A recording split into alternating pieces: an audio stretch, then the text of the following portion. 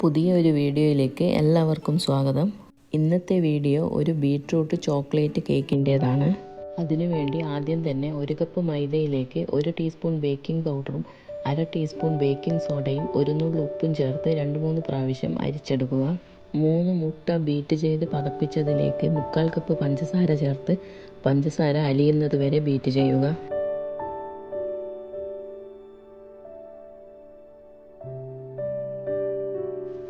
ശേഷം 1/4 cup oil ചേർത്ത് 1 minute beat ചെയ്ത ശേഷം 1 ടീസ്പൂൺ വാനില എസൻസും 1 നുള്ള് സിന്നമൺ പൗഡറും ചേർത്ത് ഒന്നുകൂടി ബീറ്റ് ചെയ്തെടുക്കുക.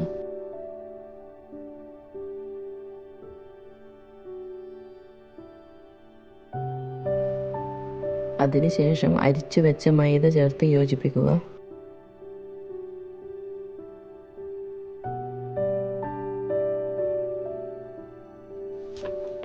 ഈ കൂട്ടിലേക്ക് 1/4 കപ്പ് കൊക്കോ പൗഡർ അരിച്ച് ചേർത്ത ശേഷം 2 ടേബിൾ സ്പൂൺ റൂം ടെമ്പറേച്ചറിലുള്ള പാലും 1/2 കപ്പ് ഗ്രേറ്റ് ചെയ്ത ബീട്രൂട്ടും ചേർത്ത് ഇളക്കി യോജിപ്പിച്ച ശേഷം എണ്ണ തടവിയ ഒരു പാനിലേക്ക് ഒഴിച്ച് 45 മിനിറ്റ് ബേക്ക് ചെയ്തെടുക്കുക.